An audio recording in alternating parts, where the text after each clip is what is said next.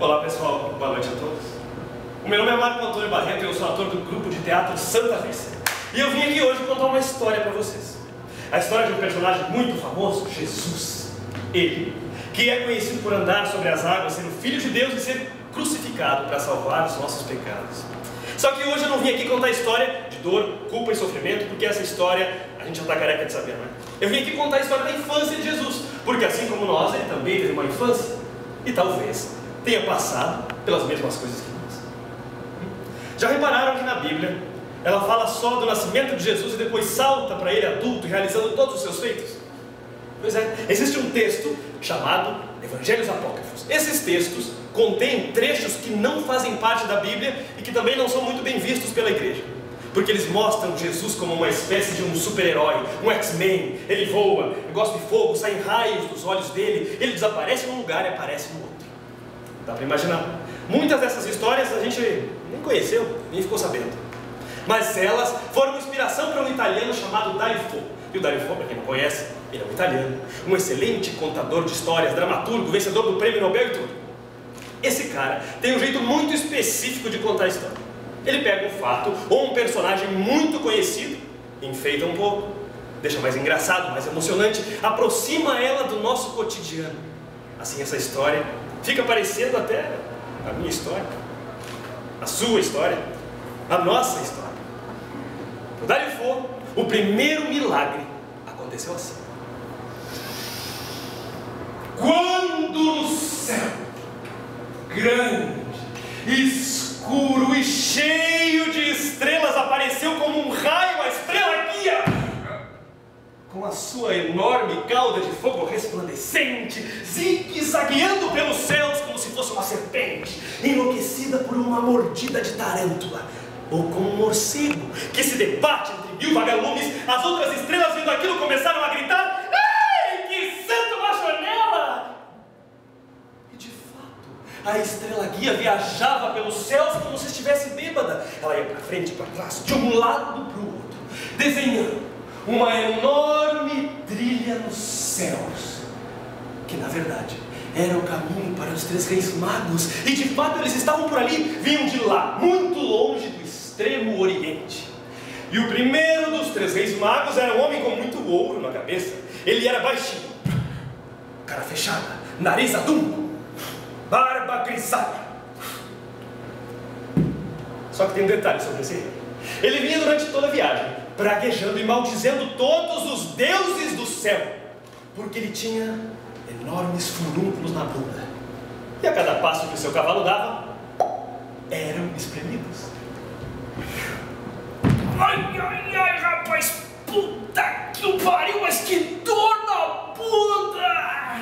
E o segundo rei mago, esse vinha montado em um cavalo branco. Ele era alto, loiro, dos olhos azuis, um mariano, e completamente racista. Ya, ya, ya!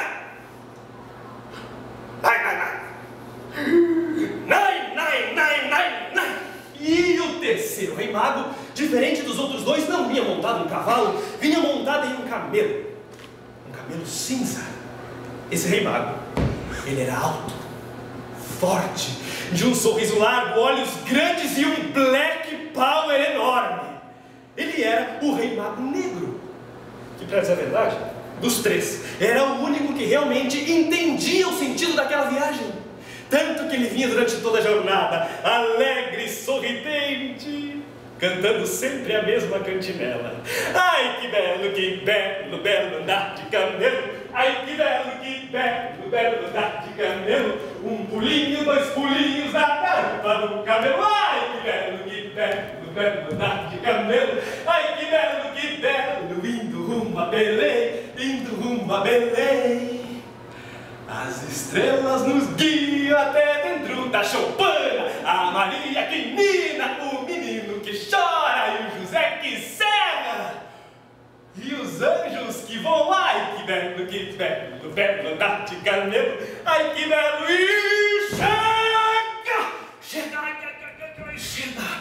4 dias e 4 noites que você canta que belo andar sobre o camelo. Dá pra parar. Se eu parar de cantar, Camelo vai me derrubar. Eu preciso cantar para o ritmo dar. Se eu parar de cantar, Camelo vai me derrubar. Ai, que belo, belo andar de camelo. Ai, que belo, e nai, nai, nai, nai, nai. Pare de cantar o meu te como vivo.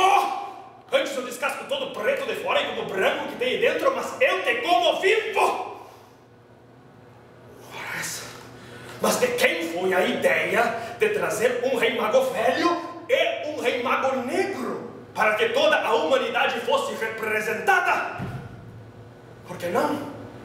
Outro rei mago ariano, como eu, 2 reis magos, 3, 4, 5 viajando no mais absoluto silêncio. É que não é só isso. Não é só a cantoria. É aqueles olhos e dentes brancos que ele tem. Ai, no escuro ele até parece um animal selvagem. Outra noite, precisei ir ao mato. Ir ao mato a fazer as minhas necessidades. Me desculpe se conto isso, mas eu estava lá, no meio do mato, sobre os joelhos, quase abaixando as calças, quando de repente eu vejo ali na minha frente 2 olhos de animal selvagem e ai, eu me caguei todo nas calças. E era ele que cagava na minha frente. Ele cagava, mas não cantava. Aliás, essa foi a única vez que ele não cantou. Ele poderia até grasnar, que belo, cagar sem cabelo, mas não. Ficou quieto, mudo, estático, com uma cara de idiota só. Ei, ela parou, hein? E será que significa isso, hein? Ai, que belo, quer dizer que chegamos. Ai, que belo. Então, o rei mago loiro mete as esporas no seu cavalo, seguido logo atrás pelo rei mago velho e pelo rei mago negro. E os 3 desaparecem na escuridão.